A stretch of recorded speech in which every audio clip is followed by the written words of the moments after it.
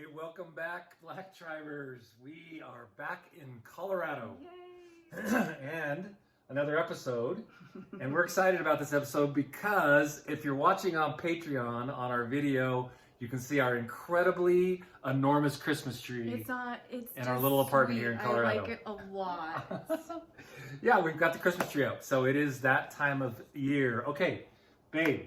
I Been did a a while. podcast. It was awesome Yes. about working with adult children, but we had serious technical difficulties, so it never aired. Yes. So I thought we should redo it because we Yeah. said that we would. We said we would I want do to it, be a woman and of we my needed word. to re-air because Lisa's not great at uploading video. So we're going to learn how to do I that. don't feel like that was my fault at all. Okay, so what are we talking about today, babe? Today, sorry, I had to put my phone down. We were talking about, especially with the holidays coming up, we did an episode about families and holidays, Yes. which is so interesting always. And now I just wanted to finish off some of our parenting with having adult children. And if you are an adult child, this will be helpful to you. If you are the parents of adult children or heading towards that way, that Yes. will be very helpful to you. It is. Mhm. Yes, I was just with my little 21-year-old niece Oh, and got to talk to her about her perspective of parenting and her mom. And it's just interesting, different seasons of life and the different perspectives that we have and how we see the world, right? that's the key word, Yes. perspective. Perspective. Let's start there. Okay. Okay, so when you're growing up in a home and you have this family, maybe when you're small, you think everyone's family is just like yours. And so Yes. whatever's happening in your home, it seems normal. Right. If there's violence and alcoholism and yelling, that seems normal because that's all you know. And so you think everyone's home is like that. If it's loving and kind and magical, you think everyone's home is like that. Then you get a little older and you start going to friends' house. Yes. And you see that people live differently. My great story, real quick. This is awesome. So my dad was angry, and my mom was very quiet and very sweet. Just like me. And so, yeah, no, it's not the home our kids grew up in. And so we went to Hawaii with this family, and they asked if I wanted to stay on longer for an extra 5 days with them. And you were like, sweet. I'm like, yes, I'm doing this, no parents. And I was like 11 years old, and I stayed with these people, and they fought and screamed and cussed, and the woman did not back down, and it was kind of violent. And I was so scared because I had never seen a mother and father do that. I'd never seen parents fight that way, and I'd never seen a woman fight back. And it was like such a shocking thing. And for so me. you were like, when I grow up, I want to marry a woman that fights back. Yes, God that's answers what I your said. prayers. Thank you, Jesus. You're so lucky that you have a woman that has some fight in her. Yes. Yeah, so that's shocking, right? Because you It think was that shocking. everyone is just like your home. And then as our kids get older and they start hanging out more and more with other people's families, one or two things happen. They either like, wow, there's a peace in my home that's really beautiful that I don't feel at other people's houses, or there's a peace in other people's houses that I don't feel. But what I have found generally is a lot of judgment usually comes out. Okay. And we often accuse our parents the same way that we accuse God. We often hold grudges against them for the things that they missed, or the things that they didn't value, or the things that they didn't show us, or the things they didn't teach us. And usually late teens, early 20s, when that real independence starts to come in, so often does a lot of resentment. Yeah, I mean, this is our job, right? So we listen to people in their 20s tell us their life stories. And I sit there a lot of times and I think this could be my parents or my children saying this about the way I parented. So I always want to get perspective from a parent's view as well. Absolutely. Because our view and our perspective, like you said, is so skewed sometimes, even with our own adult children. Yeah. The way that they forgot some of the really Well, there cool was 6 things. of them, Yeah. and they all have very different stories about what Completely happened in our different home. stories, And then you yeah. have a different one, and I have a different one. Right. So we have 8 perspectives from people that all lived in the same home. Some are good, some are bad. I was talking to our son the other day, and I said, everyone in this family has a different perspective. They're all right, and they're all wrong. Yes. But my children very rarely have asked me my perspective, and they very rarely have asked you your perspective. I don't know that they ever have asked But me I'm my not going to. But I'm not going to tell them. Right. If they want to ask me, they can. But I am in that place now where I love having adult kids. I think it's really a lot of fun. Yeah, it is. I feel They like become friends. it's the payoff from all the hard work and all the parenting. The key is the parenting never ends. Right. We still get calls all the time We're from our parenting kids. more now than we We probably are, parented. but we're not changing diapers. We don't know what time they come home. So there's a beauty in it, because when I was ready for them to leave home, not because I was sick of them as people, but I was tired of their messes, and I was tired of having the same conversation, and I was tired of not being able to have my home the way that I wanted to be, because there were 7 other people that I'm had glad their you own never idea. got tired of my messes. You're actually a very clean person. Yes, I am. Yes, That's you true. are a very Yes. clean person. So sitting back and looking at the perspectives, if you are an adult child that's now looking at your parents and you have judgment towards them, you might want to ask yourself, should I ask them some questions? And should I get their perspective on things? And then before you ask that, ask the question, do I really want to hear what they want to have to say? Right. Because what if their perspective is very different than mine? What if there's no humility? You and I are in a place now where we're really trying to think in humble ways of I'm so sorry. I did this wrong. I apologized to our son last week for something that I did when he was growing up that I thought would have been a deal breaker in our relationship. Right. And he was like, that actually wasn't an issue, Mom. I knew where you were coming Yeah, from. I think it's really important. The bottom line is, and again, we have to say this all the time, is no matter what your perspective is or was or any of it, you've got to get to forgiveness. That's That's the next point. the key. That's Yeah. number one. That Yeah. you, no matter what, even in abuse, even if you were sexually abused, verbally abused, I lived some of that, and you've got to get to forgiveness for anything good to happen from the relationship with your parents or your children, right? If your children were a mess and they were prodigals and they're still not back, man, what you learn is when you forgive and release, that brings healing much quicker than anything else can possibly do. And there's so much that filters down from our parents' generation, our generation, that our children are this reflection of us. And so I think in school systems and in religious systems, there's always a lot of judgment towards parents if their children aren't doing well. Okay. And I remember when I first moved to Colorado Springs, I lived next to my parents in a separate house. And of course, they were in their 50s. And so their new friends were a group of people in their 50s and 60s. And I would kind of come into some of these conversations. And I remember looking around the room and listening to their stories and thinking, these are really good people who really love their children. But several of their children were like complete messes, like Right. catastrophic messes. Yeah. But they had other children in the same family that were really soaring in life and in their relationships and everything. And I remember thinking then, okay, parenting is not an exact science that you are going to do certain things and therefore your children are going to turn out a certain way. Right. And how awesome is it though when you have kids that are a little against the grain and they're a little more fearless and they're not going to maybe go into the system that we've put them in. We Right. put them in the school system. We said, you have to sit here and do this and think this way and go to this college. And we put them in these church systems that say, if you're not doing this, this, or this, then we failed as parents. Right. I kind of love it when kids kind of bust out of that and say, I'm going to go do this anyway Right. because this is what's in my heart. Yeah, I mean, some of you young parents, I want to encourage you. Scripture is really clear. Proverbs says, train your child in the way they should go, and when they are older, they won't depart. I wish, again, it's 2020's, the perfect vision when you look back. If we would reparent again and could, and that's part of what we do with G42, is find out what brings them alive, Right. find out what their passion and their strengths are, and then train them in those, not in the way you think they should go, or in the way the school system thinks they should Right. go, or even, I'm going to just say it, your church says they should go. Definitely I've not. seen church and religion kill more young people than anything else, right? And it's now, I think our number one priority is to, even when they're little, point our children to the Father.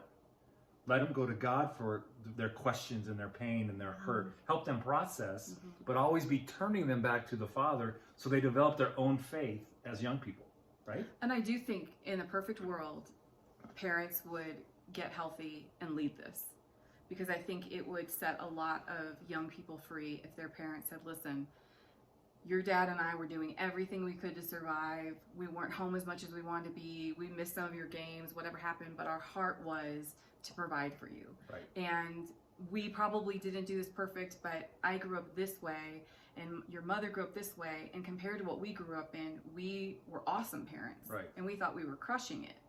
And that would be great if they do that. But what if you're in your 30s and your parents don't show any signs of anything except for maybe being insecure or being afraid or being stuck or judging all of your choices, at that time, that's when we have to make some decisions about what are our margins with people, because your family can be incredibly toxic. Absolutely. Well, most families are. And all there are times dysfunctional. where Yeah. you have to say, which it was made more aware to me when we had our own children, was what kind of toxicity in extended family did I want to expose our children to? Like we have family members that have serious drug addictions, that were thieves, and it was very toxic. They were not in a place looking for help. Was it our job, just because they were our family, to then let their toxicity come in to smother our little children? No, of course not. So how do you draw that line? Well, you've got it. You serve your family. You love your family well, and we all know this. We've all got the crazy uncle. We've all got the whatever, and it's like you've got to draw those boundaries again, what we would call guardrails, right? And say, look, this is my family. This is our family values, and this doesn't fit into that family value system. So I can't allow this in. I love you. I'm for you. I'm with you. I've helped you as much as I can. But this violates what we consider our family, our 5 family values, or whatever you list. Which I would really encourage every one of you to have those. Mission statement. Right, mission statement and your 5 family values that they're not compromised. They're not. You can't argue about them. These are just non-argumentative things, right? And then anything that violates that, you can say no to, and people need to know that. And that's actually drawing boundaries the way they're supposed to be drawn, in love with good hearts. But you're not going to violate this, right? So, what do you think God's design is then for us to move? Because Scripture says that we're supposed to leave our parents and cleave to our spouse. So, to me, that really should be starting to happen around age 14. Okay. Like allowing your children to fail should expand every year that they're alive. Absolutely. When they're first learning to walk, obviously you do not want them to fall down and crack their head open. So it's great if you can reach out your arm and keep them from brain damage. Right. Awesome. But at what point do we stop parenting and managing constantly? We saw this so much in the community that we were in. Overparenting and coddling, what we would call coddling. There's a difference, though, between providing for your children and never allowing them to fail. And I think that we get that confused a lot, especially. I was thinking the other day, like, everyone's so hard on millennials. Everyone knows I love millennials. I think they're awesome. But what we did in our parenting for millennials is we said to them, you can do anything you want. Right. And you can be anything you want, and you can go anywhere you want. And they had so many choices that kind of shut them down. And we didn't let them fail. Right. We gave them the the trophies for everything. You show up, you get the same participation trophies. Yeah. And worst thing in the world. We're seeing that parenting hurt them. Yep. But then we're mad at them about it, which doesn't make any sense to me. Sure. So I was thinking, like, Gotta blame the somebody. idea behind it is beautiful. What we're actually supposed to do, and we can do this with this next generation, is remind them of who they are and the calling of their life and the destiny that's sitting on them if they choose it, the greatness that is within them. And not telling them you can do anything you want. Right. Noah said to me this morning, he's like, I want to be an NBA star. And I was like, well, A, you're white. B, you haven't played basketball in a long time. And C, he's like, no, Mom, everyone tells me I can do it. And we're having this like sarcastic little argument about the truth of life. Right. But what if instead of telling our kids they can do anything, we remind them of who they are? Yep. Yeah, and again, that's not perfect, right? I think James Dobson said it when I was a young parent. I will remember it so well. He said, you can take an egg and boil it in water, and you can take another egg and boil it the same amount of time in the same water, and it comes out completely different. And it's just the same with our children. We can do the perfect thing in parenting them and saying, this is who you are. We're going to encourage this part of you. We want to do all those things, and they still might end up being turds. Yeah. Right? Yeah. And most of the time they will be. It's not science. It's not a science. So moving into that then, what is it supposed to look like when, obviously 18 used to be the cutoff when people would leave home. Now it's more like 28, which sure. I really encourage parents that are frustrated with adult children is to cut off their food supply. If you want them to grow up, yeah. they have to fail. And yes. It was always interesting to me that our kids' rooms were disgusting and their bathrooms were disgusting. But now I go to their homes and they're spotless and organized. They value what they paid for. Right. There was no way for them, no matter how much I nagged, to value what you and I paid for. Right.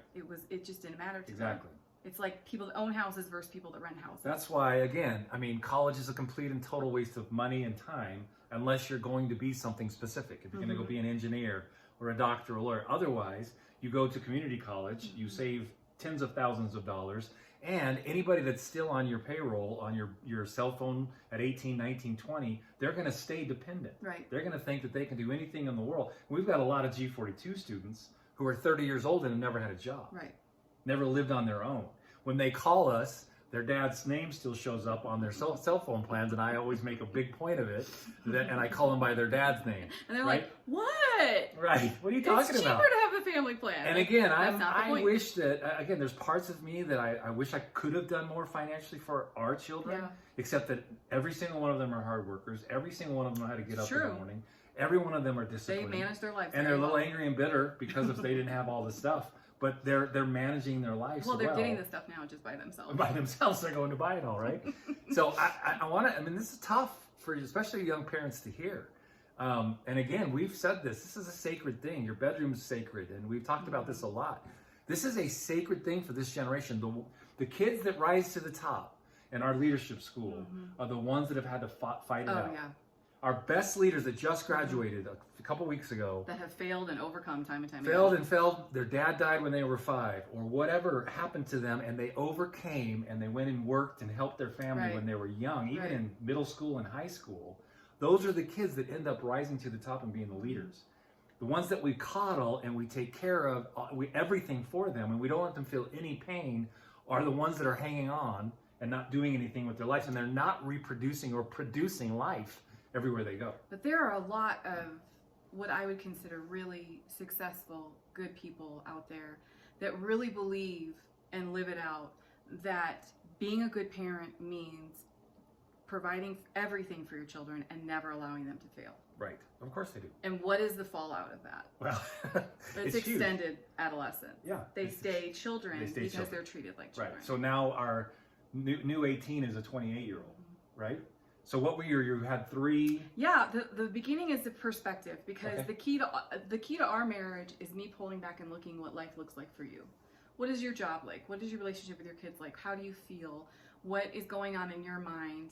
If I only stay in my perspective, I won't have any compassion for you. Right. I won't have any. I'll have expectations of So you. I but need to won't have any see the compassion. world from We need to their step back eyes. and look through. If you're the child, you need to look at the world through your parents' eyes, and vice versa. Yeah. The next part I think that people struggle with is the friendship part. Because the worst thing you can do when you're raising your children, they live in your home, is to be their best friend. Right. You know, to be one of those people that have no boundaries, no discipline, and you just want to be their buddy, and you're going to smoke with them and drink with them, and you're going to do all these things with them, and you're cool. Right. Because they don't respect you, and you're not showing them at all what adult life looks like. You're not a good example Right. of hard work or anything. like Here's that. what a man or a woman look Right. like Yeah. in real society. Yeah. And there are people that just never grow up, and they're always going to act like children, and so their kids eventually become Sure. their parents. Right. Because they do. And grow I'll up. say this real quick, and I tell this to our young people all the time. When you're in your 20s, guys, the way that you honor God and your parents is by honoring God. You don't obey, especially your mom and dad are stuck. They never got into that second half of life. It's still all about them. Everything is me. You get to love them as a sister or brother in Christ, but you don't have to do what they tell you to do. You just do what the Father says. Absolutely. Right? That's how you honor your parents, by honoring God. Absolutely. Especially as you're leaving home. We've got one home right now, Noah, who's 18, and he's starting to separate, and we're encouraging it. In fact, we're kind of pushing it because it's time for him to get out of the nest and go hit his head a couple times. Yeah. And it's going to be scary. Yeah. And there's going to be tears, and it's going to hurt, and I'm going to want to fix it, Yep. and I'm not going to, because it's. No, you're I'm not. not Okay. going to fix so it. first is perspective. So I always Perspective. say this: when you've got a little one, a toddler, you get down on the floor with them and you Yes. see the world from how they see it. Absolutely. You've got a middle schooler, the worst time of life for everyone. You go and sit with them in their classroom. You go be a part of their lives and see their sports teams. What are they seeing with their coaches and their friends? Invite their friends over. Yeah, be a part of it, but don't over coddle it. Don't make it where you have to be at everything. You need to give them freedom. High school. I mean, you don't know what Well, you're... actually, the older your kids get, the more intense your parenting comes. The physical side kind of drifts away, like with the changing diapers and the car seats and all that. But you're parenting even more. Yeah. And so the second part is the friendship, which you don't want to be a best friend to little kids. No. But when your children are adults, Yes. which according to the law is 18 or older. They can be tried as adults.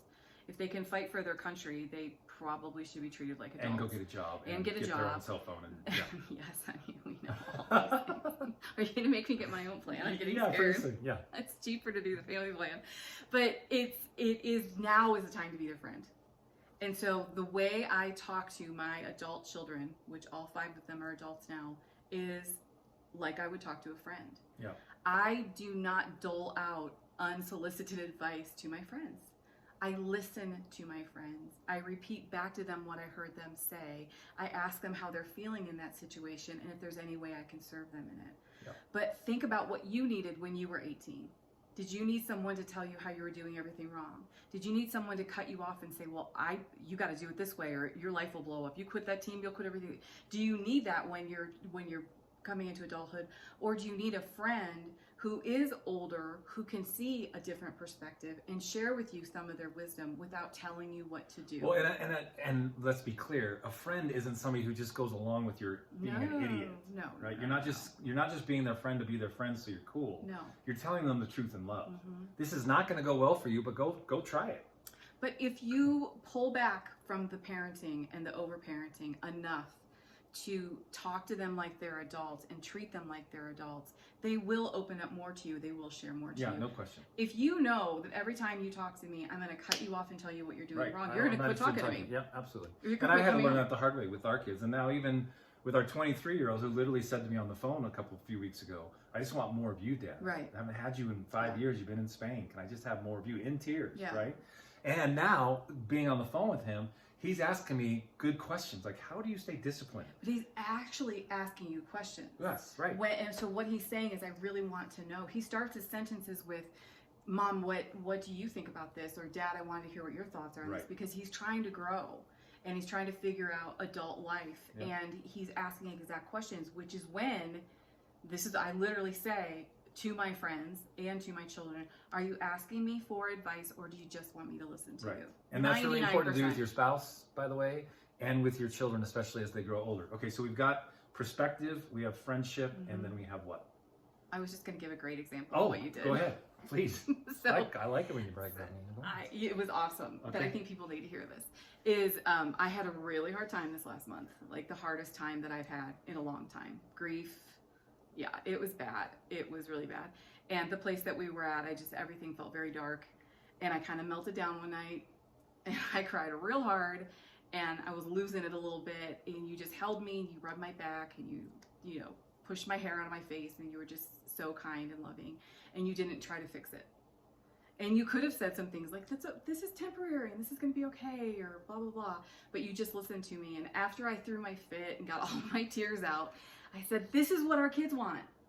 That's what our kids right, want. They want us to listen and be there and be present. And they want us to not minimize what they're going through, because the first time you buy a house is scary. The first time you decide to get married or have children, it is overwhelming. The first car wreck.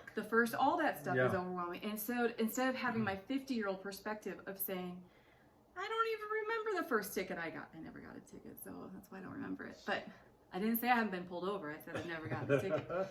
So if we look at it from that perspective of, I remember what it felt like when I was 19 and I bought my first house.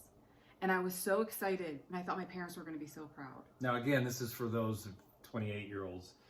19 people don't normally buy homes at 19 these days. I know, but I was kind of weird. Yeah. So I bought my first I house. love it if you do, by the way, and It's there are awesome. many that do. It's awesome. Yeah, and here we are, Yeah. back in an apartment. Yes, come on, church.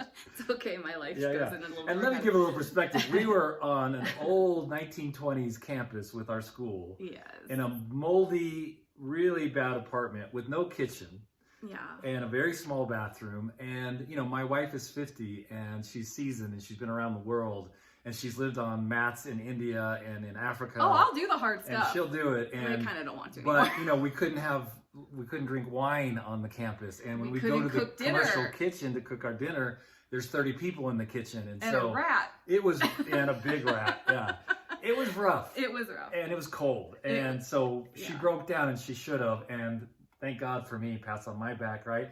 I just knew how I'd missed it, so I just needed to shut up and listen. But it wasn't your fault, and I wasn't blaming you. But I think that's all human beings want, is listen to what I'm going through. Now, if someone is stuck in a cycle, you know, with life coaching and all the stuff we do, when someone is always stuck in the victim circle, that's when I always draw the Right. line. You stop. I mean, you know, crazy women make me run away faster Yes. than a rat or anything else, because it's like when people do that victim thing, that does get really old. And so- Accusation, blaming, yeah, victim. and Yes. anytime someone has a perspective where they were always wronged and other people are always the problem, that's a huge red flag. Right. that And there's we're a lot around more that quite a bit. Yeah, that I mean, happens a lot. It happens. But So, to be able to just like sit and remember what you needed when you were 19 or 20 or 21, and just the simple things of life that you don't understand, that a lot of this generation is afraid to mention. yeah. They are afraid to say, I don't know how to change a tire. Nobody ever taught me. I'm 28. I should know, but I always just called AAA, Yes. and my dad didn't teach me or whatever. We need to have a little more compassion for that. We need to find that YouTube dad. Google the YouTube dad, guys. I mean, this is a big deal. This generation has no idea. They've never been taught how to clean the kitchen properly, or change a tire, change the oil, or whatever. And again, there's no blame there on either side. But there's a YouTube dad that'll teach you how to tie your tie. Or I love that. I wish I would have thought of it. I would have done that on YouTube. Not too late. But well, that's true. So it's a real thing. Yeah. And we have to slow down, and we have to realize it's a whole new generation that don't think the way that we thought. They're extremely liberal. They're finding their own politics. They're finding their own faith. And we've got to have grace for that and learn from that with them. I do and not try learn to from it fix though, them. don't you? Oh, absolutely. All Whenever, the time. you know, I mean, Alexis, when she comes over, and you guys are very opposed in a lot of political things and different things, but you guys just talk now. Yeah, we have fun with it. But both of you have let your guard down. Yep. Both of you have said, I'd rather have a relationship with this person Right. than And be right. then be right. Yep. And that is a decision. And you'll So- find that with your older children, that it's just like with your spouse. You don't need to be right. You need to listen. And even when the accusation and blame comes, you don't need to defend yourself, because the truth is always going to be seen and always come out. And their perspective isn't proper perspective most of the time. And you just get to go, okay, if that's how you saw it, please forgive me. I love you. And if you can get to that space, guys, it produces conversations that you'd wish you'd always had with one another. Because you don't need to prove anything and be right about anything. Who cares? Humble yourself is the key in all of this. Is that the third? Oh my gosh. Humility yeah, and forgiveness. If you're watching this video, you can see how good I am. Okay. You're doing really good today. Humility. Humility and forgiveness. We started with forgiveness. We're ending with humility and forgiveness. Okay. I said to a lot of our young men at graduation, they were asking me a lot of questions, and I told them the best men that I know are humble men. And I think that scripture that talks about the meek will inherit the earth, we think that's weak. It's not. It's humble. Yeah. The humble inherit the earth. And your humility is the reason, honestly, that our marriage works. And your continued humility is why there's healing taking place in our family. So someone does have to lead it. And I think it's still very hard for me to humble myself. It's hard for me to say I'm sorry. But when you say you're sorry first, it does kind of heap those coals on my head where now I'm responsible for how I respond. Yeah.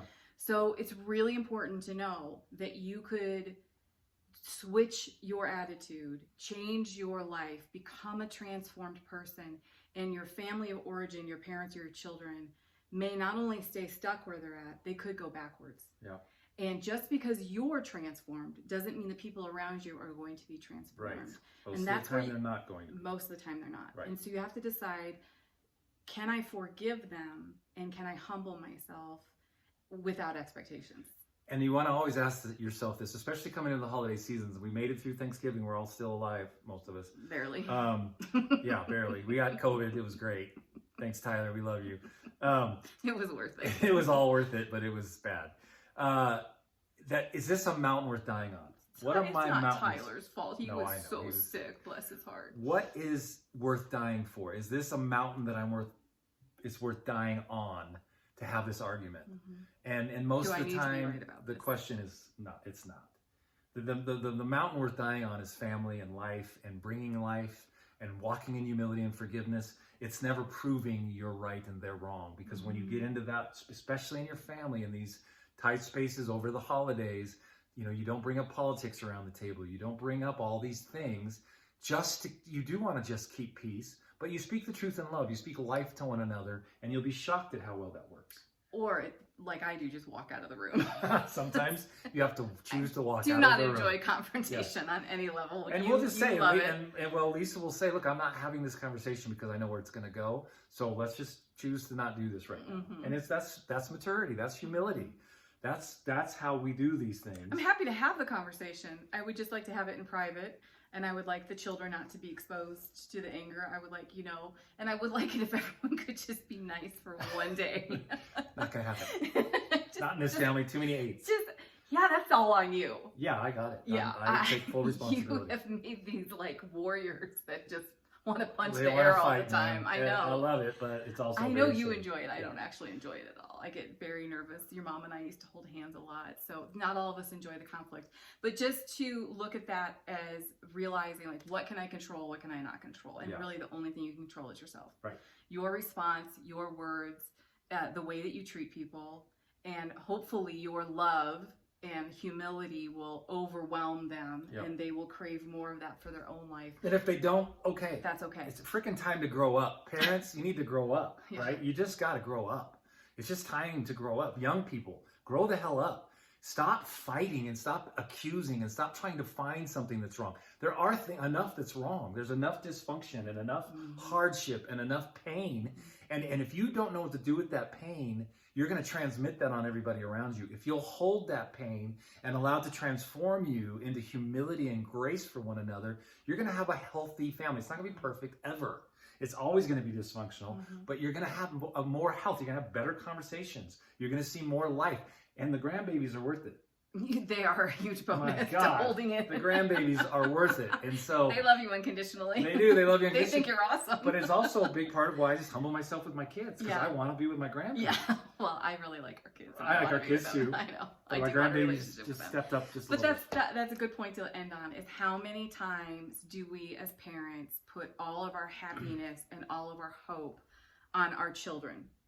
And there is a healthy thing that happens, a healthy grieving process, probably more for women than men, when your children leave the house. Yeah. Because there is something about the fact that you'll never all be around that dinner table again. You're not going to see their fuzzy hair in the morning, and it's going to be different. It's going to be different from that time on. So anytime we lose something like that we really value, there is a grieving process. But after that grieving process should become a celebration. Yes. Because so many parents want to keep their kids close to them, want to keep them in their house, they want them to run the family business, they want them to do this. They don't want to deal with their spouse. That is actually really true. I know. There's a lot of people And that I keep their want kids to say this around. before we end, because I'm running into this a lot right now.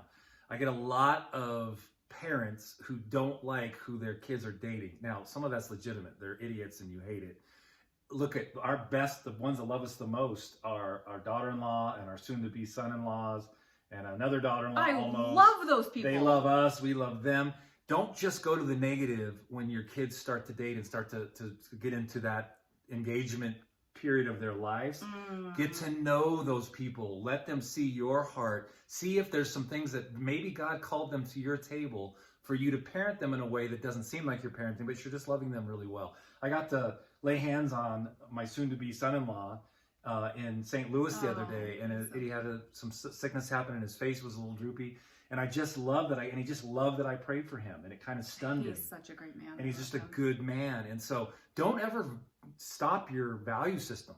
But right? I want people to really think about that, because our son did date someone that was very difficult. And They all have.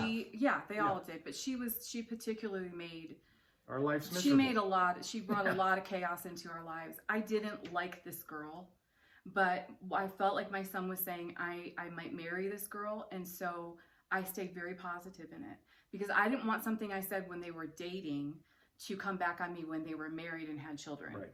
And so if your children are adults and they're choosing someone, it doesn't really matter what you think, because Right. you're not marrying them. Yeah, they got to pay the And price. so I kept my mouth shut. I was really relieved when they broke up, because I did feel like she was a very toxic little girl, and she still is. And thankfully, we've been given this really beautiful daughter-in-law that is just such an amazing woman and one of my best friends. And it's easy to love her. But even if she was difficult, Right. even if I didn't like the way she parented, even if Yep. I didn't like the way she treated my son, I would still love her because my son chose her. It's my job to love my adult children. The best way I can do that is to support the people that they love. Absolutely. And guys, that's where prayer comes in. Oh, yeah. You don't get to voice your opinion all the time and tell everybody what you think. You've got a difficult son or daughter, you've got a difficult son-in-law, daughter-in-law, mother-in-law, whatever it is. That's where you go to the Father and say, Father, either soften their heart and create some really cool space here, or remove them, or soften my heart and create something in me to where I'll fall in love with them at a deeper level. That's where you go to the Father with these things, and that's where prayer really counts. And doesn't it go back to the fact that your satisfaction can never come through another person? It can't come through your spouse, it can't come through your children, and it can't come through your parents. Once we put people in that situation where they're a God to us, they can only fail. That's right. They will fail us every day, Your and we little will idol. always be disappointed in them, that's and right. there will always be chaos in that. It's good, baby. You Release killed the it. people. So perspective, friendship, humility, forgiveness. Yep. Right? That's it. Say, guys, God bless you. We'll have another podcast out before Christmas. Hey, GaryandLisaBlack.com for our coaching. Sure. Thank you very much. This Patreon video is on our patreon.com/GaryandLisaBlack. You can watch the live video there. It is live right now. It won't be for you, but it's live for us. And then our podcast will come out on Friday on Apple and SoundCloud. We love you guys. We're praying for you. Let us know any kind of concept, anything you want to talk about. Ask us any questions you want. You can reach us really simple on our website. God bless you. Talk soon.